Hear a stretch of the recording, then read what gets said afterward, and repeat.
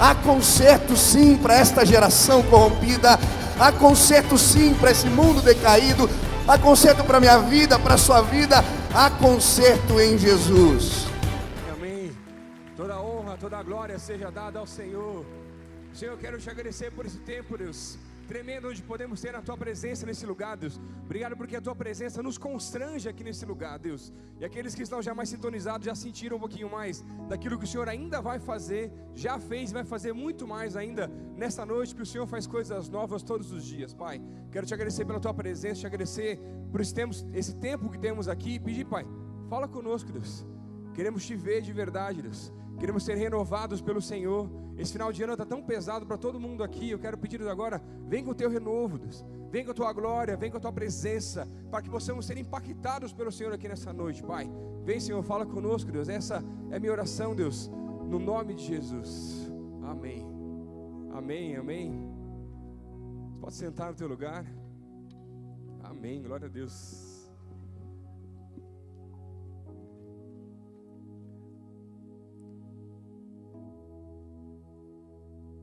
Deus é tão bom que vai começando a nos surpreender em algumas situações, em algumas áreas da vida. E hoje eu vim aqui para o culto na correria, mas Deus já vai surpreendendo com algumas promessas e algumas visões que Deus me deu alguns anos atrás, de que em 2014, acho que se não me engano foi pertinho da Copa ali, alguma coisa assim, a gente tinha uma média de frequência de culto aqui, gente, que dava uns 1.000, 1.100, eu acho só. E aí Deus começou a falar comigo, eu estava aqui na frente, sim, eu comecei a olhar para trás, assim, olhar para as galerias e via tudo cheio de gente. E aí Deus me falando assim, em até 5 anos não vai ter lugar mais na igreja. Em até 5 anos vai ter que começar a pensar em fazer 2 cultos. Em até 5 anos eu vou encher esse lugar. Fazem 2 anos e pouquinho só. E embaixo já encheu, gente. Estão começando a abrir em cima já. Sabe por quê? Deus é bom. Você pode dar uma salva de palmas para Jesus? Deus vai fazer coisas lindas ainda, através da minha vida, da tua vida, através da vida dessa igreja. E não é número, não é lotação, são vidas transformadas pelo Senhor. Amém?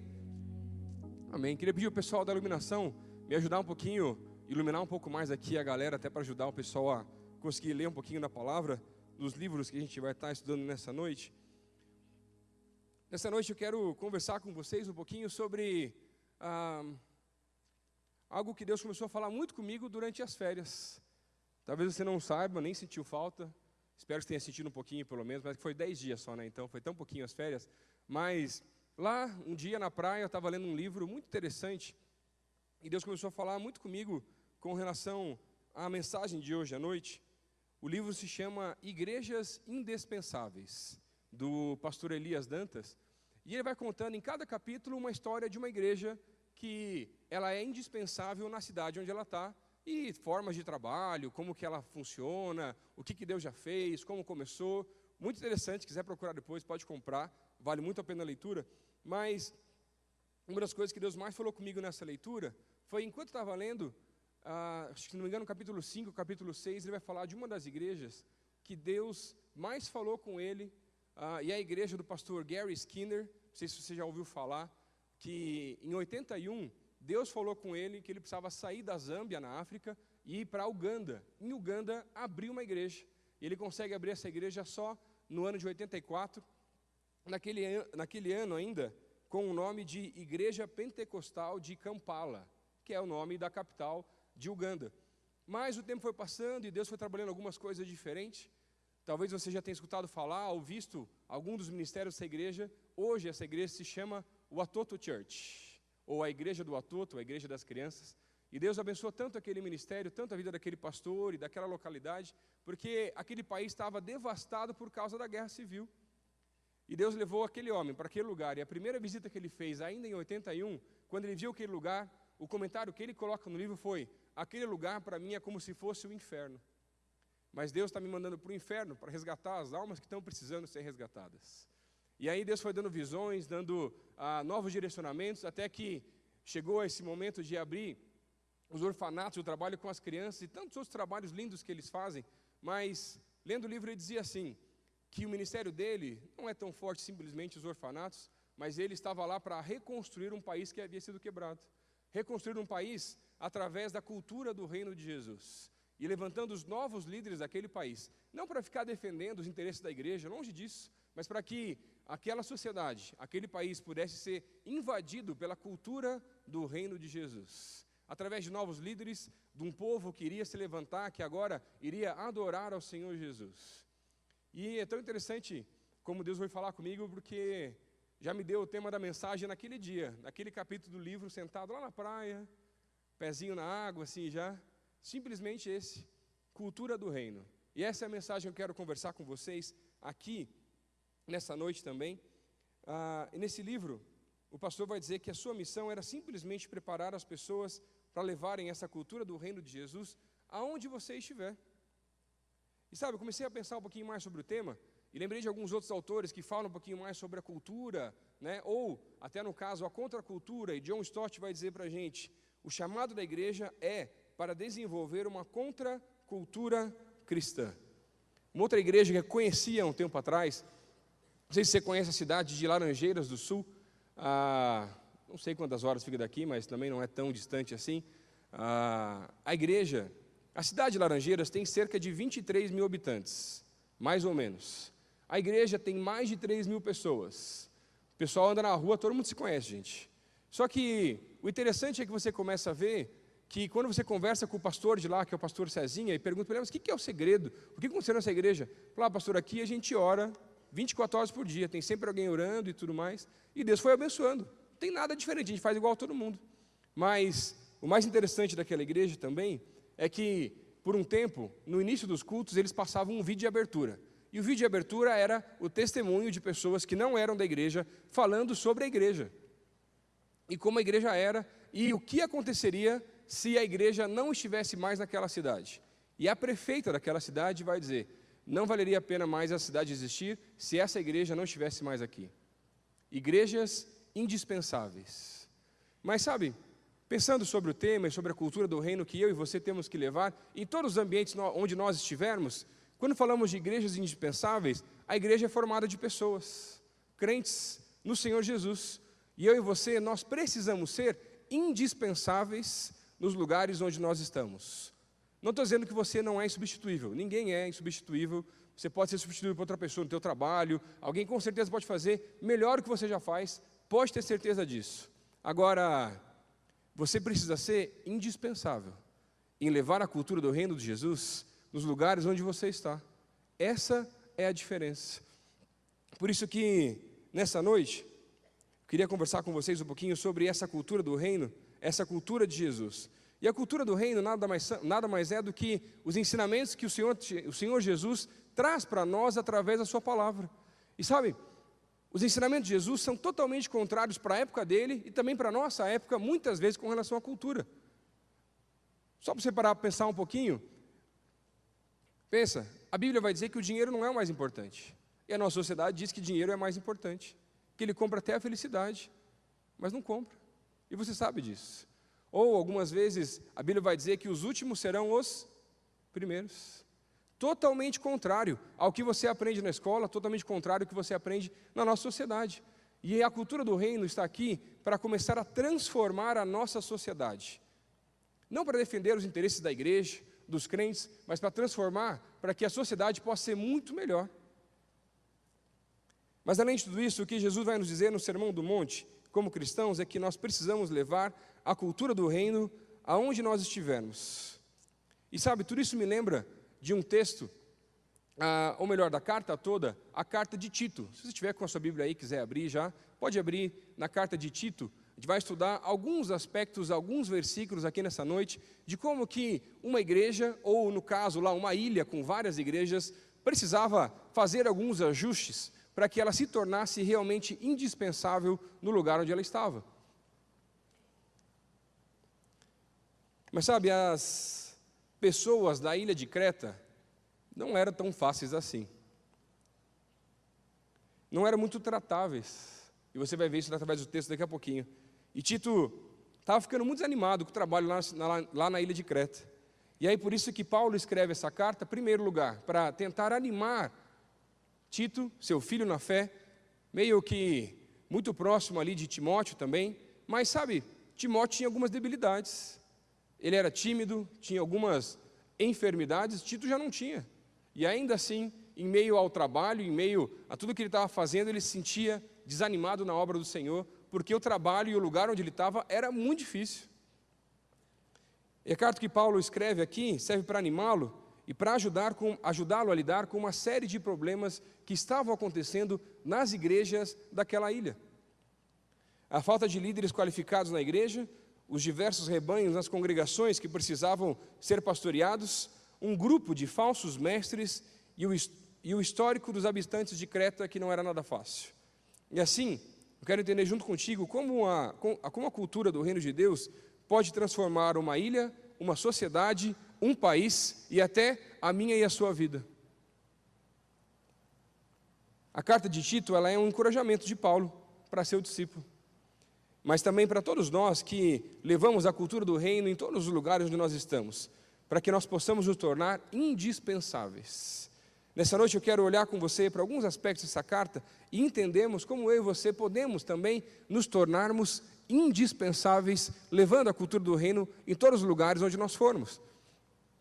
Primeiro aspecto que nós podemos ver através dessa carta é que a cultura do reino transforma o nosso caráter. Dá uma olhadinha aí no capítulo 1 de Tito, versículos 12 e 13. Abre aí, Tito, capítulo 1, versículos 12 e 13. Foi mesmo, dentre eles, um seu profeta que disse: cretenses, sempre mentirosos, feras terríveis, ventres preguiçosos. Tal testemunho é exato, portanto, repreende-os severamente, para que sejam sadios na fé. Até aí, versículo 13 só. Quando eu estava estudando esse texto, tentando entender um pouquinho como que Tito, no seu trabalho, conseguiu realizar algo de tornar a igreja naquele lugar indispensável para aquela ilha. E sabe, quando a gente olha para esse versículo separado, só o versículo 12, é até um pouquinho estranho pensar que ele pode estar na Bíblia, porque ele vai tratar ou vai trazer uma reputação ou um estereótipo para um tipo de povo, dizendo simplesmente: cretenses, sempre mentirosos, feras terríveis, ventres preguiçosos. Agora, essa era a reputação dos membros da igreja, de boa parte deles, que Tito ia ter que enfrentar, que Tito ia ter que chegar lá para começar a levar novamente a cultura do reino. E sabe, a igreja de Creta havia se formado provavelmente próximo ali ao Pentecostes, porque o texto mesmo de Atos 2 vai dizer que haviam algumas pessoas da ilha de Creta naquele lugar, e provavelmente alguns daqueles irmãos, após o Pentecostes, foram para aquela ilha e começaram a fundar e realizar o ministério, realizar o trabalho. E agora precisava de alguém novo para assumir o trabalho que estava ficando difícil, porque o histórico do povo era muito difícil. Mas quando a cultura do reino ela é estabelecida, até mesmo esse pensamento é mudado, até mesmo a reputação, até mesmo aquilo que a gente acredita que não tem mais jeito, que não tem como mudar. E quando a cultura do reino é estabelecida, as coisas são diferentes. Quer ver um exemplo? Quando a gente pensa no nosso país, o que as pessoas pensam, quem é de fora do Brasil, com relação ao Brasil? Beleza, futebol, samba, Amazônia, que eles acham que é tudo floresta aqui no Brasil também, alguns aí, não é verdade? É assim que os caras pensam, né? Festa e coisa arada. Mas tem outra coisa que muitos povos pensam com relação ao Brasil, e às vezes a gente mesmo pensa com relação ao Brasil, que é o jeitinho brasileiro. Mas de uma conotação negativa, do jeitinho brasileiro, que é o jeitinho do atalho, que é o jeitinho de resolver as coisas de um jeito mais fácil, que é o jeitinho da corrupção, que é o jeitinho de resolver só, independente dos meios. Mas sabe, quando o Senhor vem transformar uma sociedade, as nossas vidas, o que Ele quer fazer é mudar a reputação, mudar o estereótipo, porque o brasileiro não é o corrupto, o brasileiro não é aquele que dá jeitinho em tudo, o jeitinho brasileiro é um jeitinho criativo, que consegue encontrar novas saídas corretas para as mais diversas situações. Esse é o jeitinho brasileiro, e não o jeitinho que algumas pessoas nos levam para mais para baixo, que não é a corrupção. E sabe, quando Paulo fala aqui com relação aos cretenses, essa era a reputação dos cretenses. mentirosos, preguiçosos, comilões. Era isso que todo mundo que ouvia falar de alguém de Creta pensava com relação àquelas pessoas.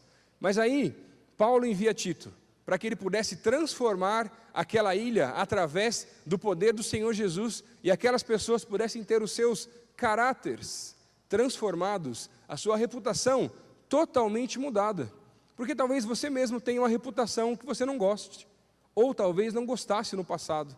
E é isso que Jesus vem transformar na minha vida e na tua vida. Seja questões de caráter, seja reputação por coisas que você fez no passado. É isso que o Senhor quer fazer nessa noite aqui, te mostrando para que você se torne indispensável. Algumas mudanças ainda precisam acontecer. Agora, quem foi que repreendeu de uma forma tão pesada? Quem foi que Paulo, nessa carta, no versículo 13, vai dizer de uma maneira tão pesada, com palavras tão drásticas, esse tipo de pessoa? Não era o geral, gente. Não eram os habitantes da ilha de Creta. Sabe quem que era? Os crentes. Paulo estava falando para crente, porque vou mandar uma carta para o pessoal da cidade inteira, da ilha inteira? Não. Estou mandando uma carta para Tito, para que ele está trabalhando com as pessoas da igreja. E aí Paulo vai dizer que ele já sabia que as pessoas daquela igreja, em grande parte, não na maioria, ou não generalizando a situação, tinham essa dificuldade. E também incorporavam algumas questões estereótipas e algumas questões culturais daquele povo com relação à preguiça, com relação à mentira, com relação ao jeitinho.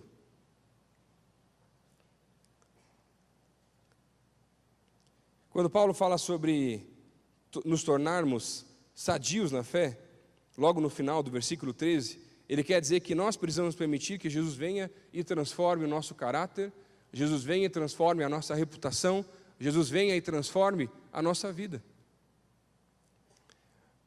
E a primeira transformação, antes de mudarmos a realidade à nossa volta, é a mudança interna. Antes de mudar as pessoas à minha volta, antes das pessoas começarem a ver Jesus através da minha vida, o que tem que mudar é aqui, meu coração. Porque se o meu coração não deixar simplesmente as coisas erradas que eu já aprendi no passado, o jeitinho ou qualquer outra coisa, não vai adiantar. Porque as pessoas à minha volta, logo, logo vão ver quem eu realmente sou. Quais são as áreas da tua vida, ou do seu caráter, que Jesus ainda precisa transformar? A corrupção? A mentira? A falta de compromisso? A ganância? Não sei.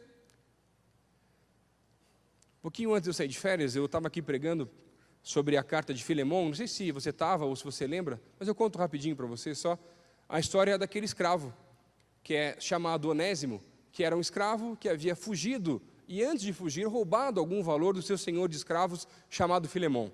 Indo para a cidade de Roma, fugindo da cidade de Colossos, se encontra com Paulo. Lá, juntamente com Paulo, ele se converte. E Paulo resolve se envolver na vida daquele homem de uma maneira diferente. Escreve uma carta para Filemão, que era seu filho na fé, para que ele levasse essa carta de volta ao seu senhor de escravos, e lá pudesse acertar as contas com o passado dele. Mas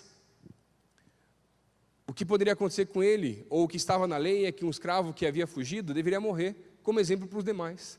Mas sabe, 50 anos depois que essa carta foi escrita e aquela situação havia acontecido, a gente não sabe realmente o que aconteceu, mas Inácio, um dos mártires da igreja, escreveu algumas cartas enquanto estava sendo preso, indo para a cidade de Éfeso. E ele dizia coisas muito boas com o grande bispo responsável pela igreja na cidade de Éfeso, que se chamava Onésimo, um escravo, ladrão, fugitivo, que havia se convertido e havia transformado de vida. Porque Jesus havia transformado o seu caráter, porque agora ele não era mais ladrão, mas além disso, Jesus havia transformado inclusive algo que era totalmente diferente para a época, o seu status social. Ele não era mais escravo, agora ele era líder daquela igreja. E é isso que a cultura do reino pode fazer na minha vida e na sua vida. Transformar o nosso passado para que o nosso presente e o nosso futuro possam ser completamente diferentes. Mas tem que começar aqui dentro, no coração. O que você faz de errado, que você não aguenta mais fazer, o que é? Você está lutando há tanto tempo e não consegue deixar? Que o Senhor está te trazendo memória agora, aqui nesse momento. É exatamente isso que Ele quer mudar na tua vida. É isso aí. É aí que Ele quer começar. Antes de mudar a realidade à nossa volta, a cultura do reino precisa mudar o nosso caráter. o meu eu. O segundo aspecto que essa carta traz para a gente, que a gente pode entender através dos textos dos 3 capítulos do livro de Tito, é que a cultura do reino transforma as nossas obras. Versículo 16 também do capítulo 1, dá uma olhadinha aí. Versículo 16 do capítulo 1 de Tito: no tocante a Deus, professam conhecê-lo, entretanto, o negam por suas obras. É por isso que são abomináveis, desobedientes e reprovados para toda a boa obra.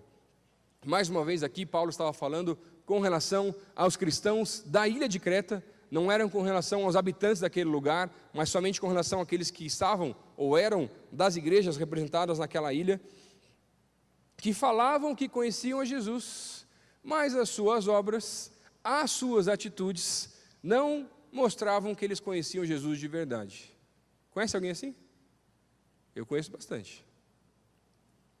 E mais uma vez, Paulo vai usar algumas palavras muito fortes para descrever esse tipo de cristão. Sabe por quê? Porque esse tipo de cristão, no reino ou na cultura do reino de Deus, já se tornou dispensável. Perdeu o seu propósito.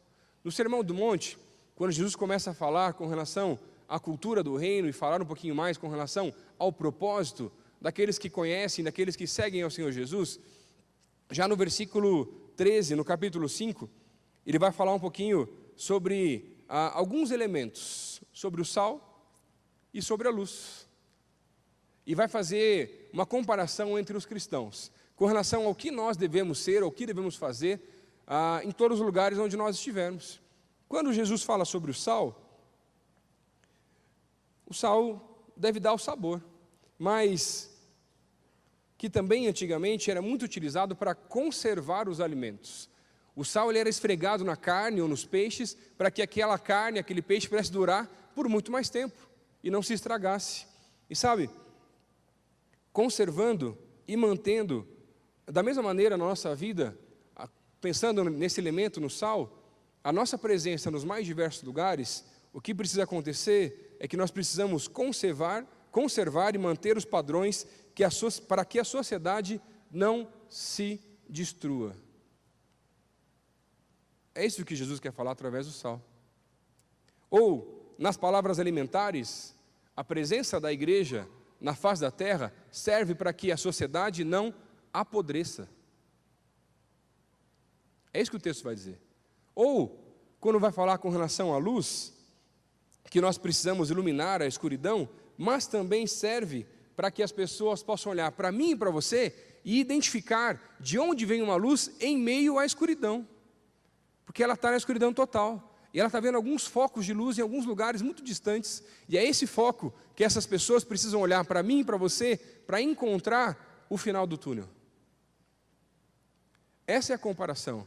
É isso que Jesus quer falar quando ele fala com relação ao sal, quando ele fala com relação à luz. Mas em Tiago também, no capítulo 2, no versículo 20, Tiago vai dizer que a fé sem obras é morta. Eu posso ter fé, mas se não tiver obras, de nada resolve, de nada adianta, não faz diferença na vida de ninguém. Agora, tanto o sal quanto a luz, se ambos perderem o seu propósito, já não servem para mais nada. Quais são as obras que você tem feito, ou quem sabe precisa voltar ou começar a fazer, para você se tornar realmente indispensável no reino de Deus, no lugar onde você está? E sabe qual é o lugar? Lá na tua casa, lá na tua faculdade, lá no teu trabalho. Para que você consiga levar a cultura do reino de Deus, ajudando alguém que está passando por uma necessidade, ou simplesmente se colocando à disposição para conversar com alguém que talvez esteja precisando.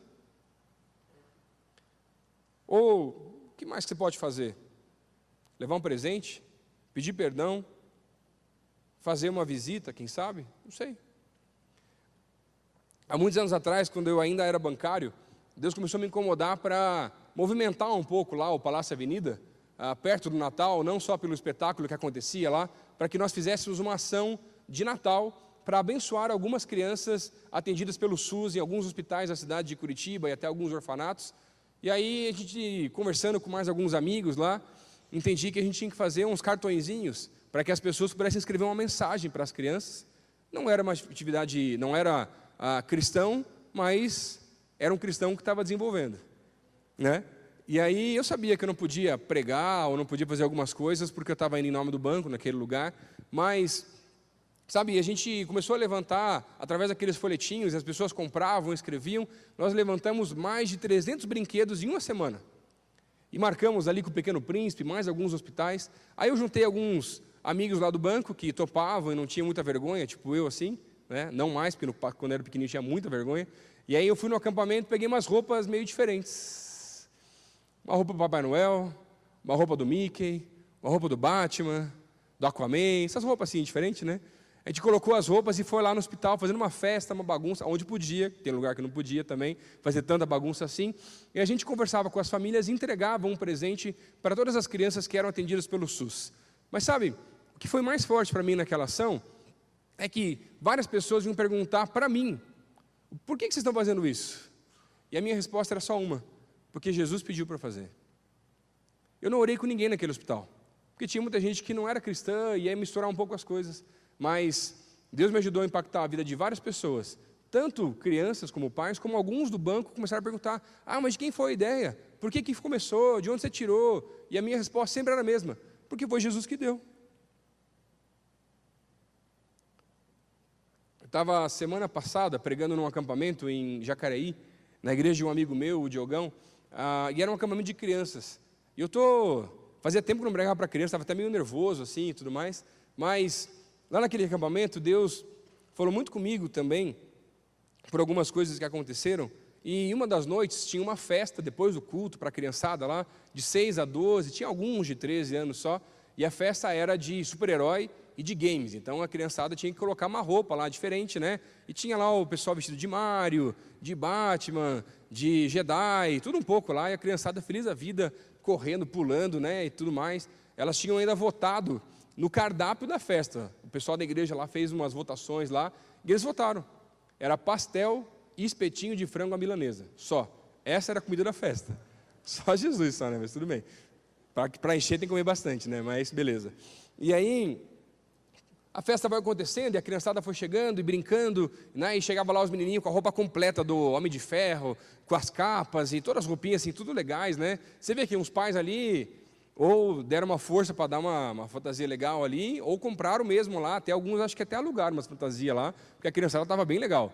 E aí brincando e tal, daqui a pouco eu vejo um menininho assim, era um lugar bem grande, e tinha algumas mesas que a gente não estava usando, que também era lugar, que era o culto e refeitório no mesmo lugar, e aí mais para frente tinha um menininho agachadinho no chão, assim, bem encolhidinho, chorando, e o Diogo já tinha me contado sobre aquele menino, ele e mais o irmão tinham ido para o acampamento, mas eles eram de uma outra cidade, não eram de igreja nenhuma, com uma situação familiar bem complicada, e ele chorava de soluçar, gente.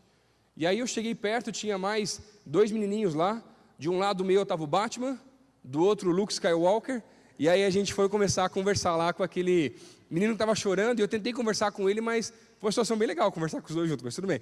E aí eu tentando conversar com aquela criança, mas ela chorava, ele devia ter acho que uns 7, 8 anos de idade, pelo tamanho dele, e aí eu falei assim, por que você está chorando? E ele não falava, ele só chorava só. Eu falei assim, mas me conta, porque eu quero te ajudar, o que está acontecendo? Aí ele chorava. Aí um menininho assim, o Batman, né? Olhou para mim e falou assim, tio, o Batman chamava você de tio, é que o negócio tá bom, né? Tio, é que eu acho que ele não trouxe fantasia, tio. E ele está chorando porque ele está se sentindo meio fora da festa. Ele não tem roupa nenhuma de herói. Aí, nossa, o coração já partiu, né? Aí eu falei assim, é por isso mesmo que está chorando? Dele, também, tio. Eu falei, mas o que aconteceu mais? Não, tio, que eu estava lá no quarto antes daqui da festa, e aí eu pedi para um tio, para umas crianças, para me emprestar o guarda-chuva. E estava chovendo muito, mas eu não queria por causa da chuva. Eu queria um guarda-chuva para usar de sabre de luz. E aí com o guarda-chuva na mão, fingindo que era uma espada, um sabre de luz, eu podia entrar na festa, e eu podia brincar com todas as crianças. E aí eu conversando com aquele menino assim, e ele abaixadinho, nem olhava para mim assim, a cabecinha baixa assim só. E aí eu falei, cara, o que eu vou fazer agora nesse negócio?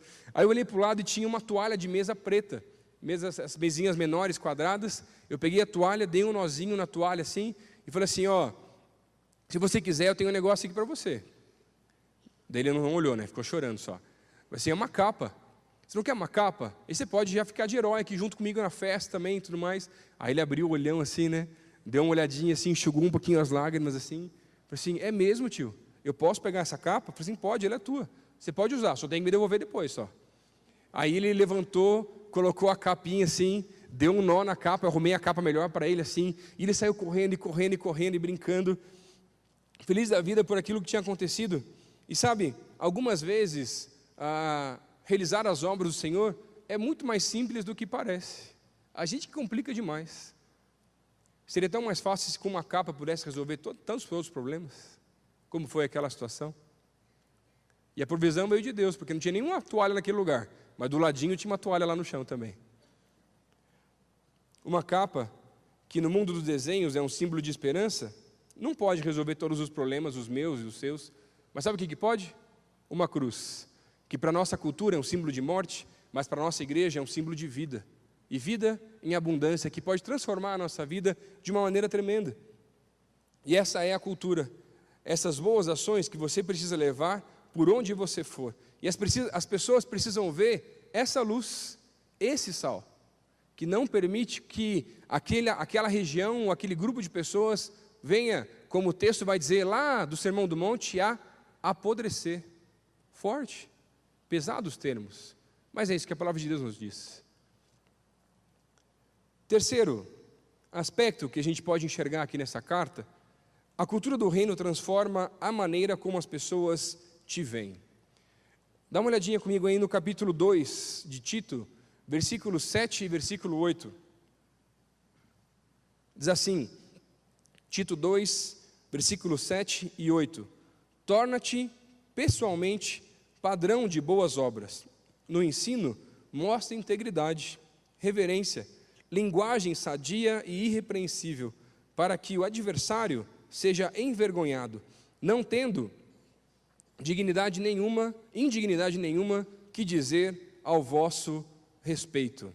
A cultura do reino, esse terceiro aspecto que a gente vai estudar aqui nessa carta, a cultura do reino transforma a maneira como as pessoas te veem. Quando você está conectado com o Senhor, resolvendo algumas coisas de caráter, começando a demonstrar as boas obras dele, as pessoas precisam olhar para você e ver alguém diferente. Não sei se você já foi confundido alguma vez em algum lugar onde você estava andando, já foi? Já não? Com outra pessoa, né? Gêmeo é mais comum, né? Mas, ou às vezes com alguém famoso, já foi confundido com alguém famoso? Você que é bonito, você que é bonita e tal, né? Acontece às vezes, não acontece? Não sei quanto a você, mas eu já fui, gente. E teve uma vez que eu quase matei uma senhorinha do coração por causa disso até, na verdade, ainda. Eu estava, fazem alguns anos já, eu estava no mercado num dia de folga, né, segunda-feira, era umas 3 da tarde, acho que era lá no Extra da 15. E aí eu com meu carrinho lá, tranquilo, fazendo umas compras, pegando umas coisas para casa, de repente, 2 senhorinhas assim de uns 60 e poucos anos, olham bem para mim e falam assim... Primeiro eu comecei a me sentir meio mal, porque eles ficaram me olhando assim, sabe quando alguém está olhando para você e dá um negócio meio ruim assim, que você tem que olhar e tem um negócio diferente, assim, né? E aí elas olhando para mim assim, elas tomaram coragem e falaram assim, Lucas? Aí eu, meu Deus, me acharam aqui no mercado. Daí eu falei assim, sim, meu Deus, as velhinhas deram um sorriso assim, gente, um sorriso assim, tinha uma velhinha que o olho quase saiu, esbugalhado assim já. Aí ela olhou para mim assim, Lucas, é você mesmo? Eu falei assim, sim, meu nome é Lucas. A velha quase caiu duro no chão. Quase morreu, gente. Eu falei assim, é você mesmo? Ela estava assim, ó, o carrinho já estava perto, ela estava quase me abraçando assim já. Ela assim, Lucas, é você mesmo? Eu falei assim, sim, meu nome é Lucas. E ela me abraçando assim já, Lucas da família Lima? Eu falei assim, não.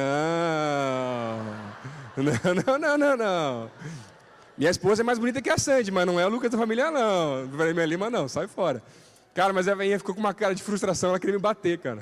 Eu falei, que culpa que eu tinha? Não foi culpa minha, não tem jeito. Já aconteceu, eu nem acho tão parecido, tá? O Gabs, o pessoal colocou as fotos lá, né? Eu tirei uma foto lá, Pipo. Ó, eu não acho parecido. Eu trouxe para você ver, viu? Segura aí a foto, tem mais. Já fui mais confundido, gente. Calma, não é fácil ser bonito assim. E aí, outro dia, a próxima foto está acontecendo Não, eu não sei qual que é a próxima, mas tem uma que está acontecendo direto, gente.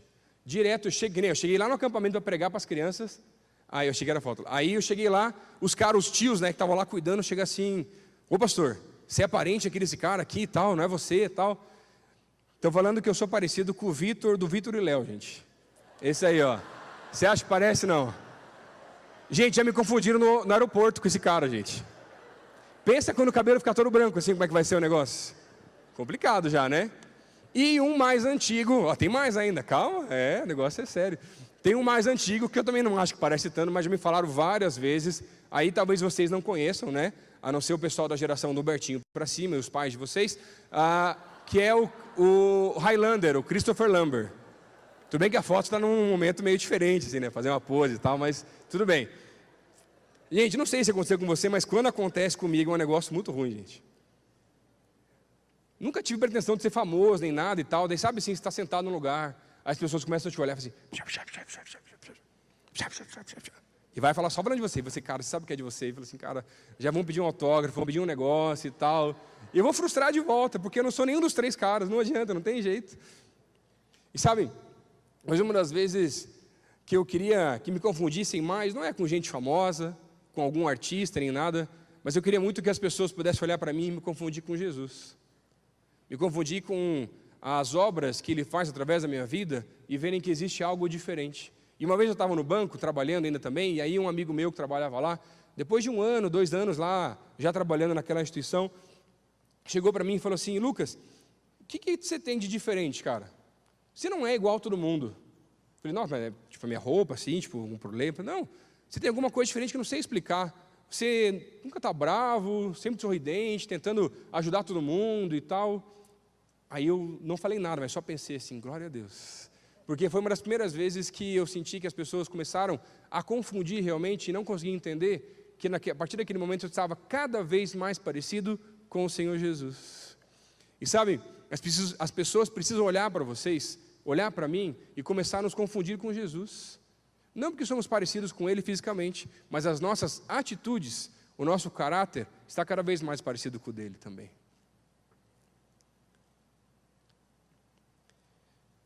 Nós já falamos do interior, que é o caráter, já falamos do exterior, que são as obras, mas ainda preciso falar com você sobre essa forma como as pessoas te veem e me veem, e o que elas veem quando olham para você. Por isso, em meio a um povo tão complicado como eram os cretenses, ainda mais com alguns que eram da igreja, que é pior ainda, Paulo traz algumas recomendações para Tito, e entre elas, que ele seja o padrão das boas obras, conforme diz ali nesse versículo que acabamos de ler. E outra coisa que Paulo diz para ele: Tito, seja irrepreensível. Para que as pessoas possam olhar para nós e enxergar Jesus de verdade, eu e você precisamos ser referenciais. Será que as pessoas na tua casa, no teu trabalho, na tua faculdade, na escola, sei lá, quando passam por problemas, por dificuldades, é você que elas procuram? Para buscar conselhos? Alguns talvez para pedir oração? Se não é, precisa ser. Está na hora de resolver, está na hora de arrumar. Estava conversando um tempo atrás com a Luísa, e ela estava contando que lá no trabalho dela, ela é professora, e aí uma outra professora estava tendo alguns problemas no casamento, algumas dificuldades e tal, e daqui a pouco ela veio procurar a Luísa para conversar e pegar algumas dicas. Mas a Luísa está casada aí há quase 1 ano, aquela mulher estava casada já, sei lá, uns 15 anos pelo menos já, talvez mais até. E ela achou até meio estranho, nossa, mas por que vem conversar comigo? E aí deu os conselhos, ajudou aquela mulher e tudo mais, e depois ela perguntou, mas sim, só por curiosidade, por que você veio conversar comigo? Eu falei assim, porque um colégio católico, e ele falou assim, porque todo mundo fala que você pode dar bons conselhos, e você tem uma vida diferente. E também que foi a freira que indicou para falar com você. Olha só, como é que funciona. Olha como acontece na nossa vida, quando as coisas são diferentes. E sabe, para que eu e você sejamos referenciais em uma sociedade que carece de referenciais, como também era a ilha de Creta, que carecia de líderes, pessoas que pudessem conduzir o povo de Deus naquele lugar, Está na hora de você finalmente aceitar que Deus te chamou para coisas ainda maiores. E você se capacitar, se preparar e voltar ou começar a cuidar de gente, a ser um líder na vida de pessoas, a ser um referencial, ou como o texto vai dizer, padrão de boas obras, irrepreensível, que ninguém tem o que falar, nem o diabo, conforme diz o texto aqui também. Como estamos falando de cultura, você não precisa ser o melhor no que você faz, você só precisa ser o mais feliz. Para de ficar disputando, brigando e resolvendo tanta coisa. Você vai ver que as coisas vão ser diferentes. Está na hora das pessoas olharem para você e começar a enxergar coisas diferentes. Está na hora de você começar a levar a cultura do reino de Deus aos mais diversos lugares, para que as pessoas possam olhar para você como essa luz em meio à escuridão, como aquele que não permite que as coisas ao seu redor venham a apodrecer. O papel da igreja não é assumir a cultura, mas influenciar as áreas de influência da sociedade, influenciar todas elas com a cultura do reino, preparar novos líderes que podem levar os valores do reino para a sociedade, não para simplesmente julgar por causa própria, mas para abençoar não só os irmãos da fé, mas todos os demais com valores e princípios do reino de Deus.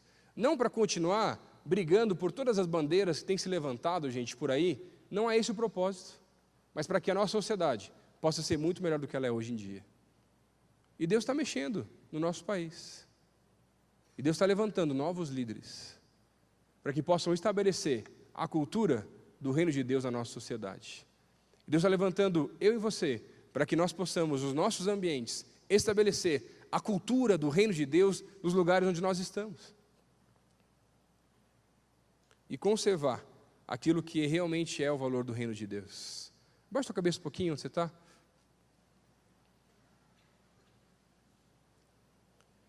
O que Deus pediu para eu vir falar para você hoje é que está na hora de você ou começar ou voltar a ser indispensável. Porque se você não for, vai perder o propósito. É como o sal que não salga, nem conserva, ou como uma luz que não ilumina, está apagado. E hoje o Senhor veio para cá para te dizer, através da minha vida, que Ele quer te usar de novo, mais uma vez, por diversas vezes, para que você possa ser, sim, esse servo dEle, indispensável. Que se você saísse do seu trabalho hoje ou da tua faculdade, as pessoas sentiriam muita falta, não só porque você é legal, mas porque você trazia os valores do reino de Deus. Por isso hoje eu quero te fazer um desafio. Se Deus falou contigo através dessa mensagem, você entendeu que você precisa investir mais para se tornar esse servo indispensável e estabelecer a cultura do reino de Deus em todos os lugares, aceitar a sua missão, assim como Tito, que talvez na sua área profissional ir lá crescer e fazer a diferença e levar essa cultura do reino. E como o Brasil está precisando de gente assim, íntegra, referencial. Se hoje Deus falou contigo e você quer hoje fazer um pacto com o Senhor de ajustar algumas áreas da vida para se tornar esse referencial, lá no teu trabalho, na tua faculdade, na tua célula, aqui na igreja, na tua casa, fica de pé no teu lugar. Eu quero orar por você, porque eu sei que tem algumas mudanças que Ele vai ter que fazer na tua vida a partir disso também, em nome de Jesus.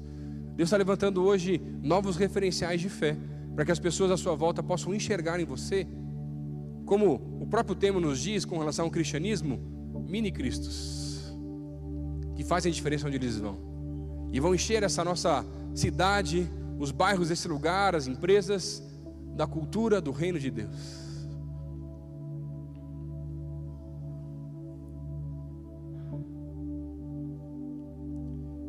Mas talvez Deus tenha falado com você de uma forma diferente hoje também. E através dessa mensagem você começou a entender um pouquinho mais. Talvez já tenha vindo na igreja algumas vezes, conversado com outras pessoas que são cristãs, e você hoje sentiu algo diferente no seu coração, que você não sabe explicar. E eu vou te contar o que é.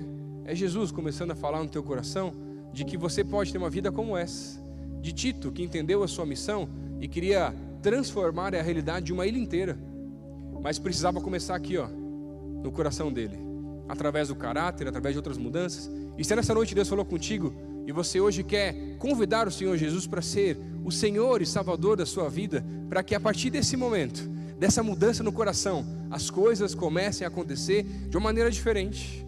Não precisa ter medo, fica tranquilo. O Senhor está aqui nesse lugar e isso que você sentiu é só o começo de coisas ainda maiores que você pode passar a sentir após esse momento. Se Deus falou contigo, você entendeu hoje que você precisa mudar de vida, não dá mais para continuar assim, e quer hoje convidar o Senhor Jesus para ser o Senhor e Salvador da sua vida, levanta a mão onde você está, eu quero orar pela tua vida também, em nome de Jesus. Amém, amém. Tem um pessoal aqui na frente, amém, amém, amém, lá atrás, mas tem mais gente. Deus falou, eu sei, amém, amém, aqui na frente, amém, lá atrás, amém, amém. Se Deus falou contigo, está na hora de você começar a viver mais coisas novas do Senhor. Fala, levanta a mão onde você está, eu quero orar por você. Queria pedir para o pessoal da integração vir aqui na frente, ajudar a gente a conversar com essas pessoas. Só você que levantou a mão, a gente quer te ajudar nessa caminhada, te ajudar através de um discipulado, que é você caminhar com alguém que já é mais antigo na fé, te explicar algumas coisas novas. Por isso eu queria pedir só para você que levantou a mão, vir aqui na frente, conversar com essas pessoas, e logo depois você volta para o seu lugar, sem problema nenhum. Se você veio com um amigo, pede para ele vir junto contigo, não tem problema não. Se Deus falou contigo e hoje você está convidando Jesus para ser o Senhor e Salvador da tua vida, vem para cá com esse pessoal, a gente quer orar com você e te dar algumas informações, e se você quiser, a gente poder te acompanhar também, te ajudar nos próximos passos dessa caminhada. Pode vir, pode vir. Se Deus falou contigo, vem para cá, a gente quer orar contigo também, em nome de Jesus. Amém, amém, amém. Pode vir, pode vir. E mais.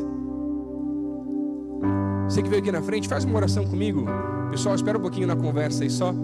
Só você que veio aqui na frente, ora assim, Senhor Jesus, hoje eu quero te convidar para ser o Senhor e Salvador da minha vida.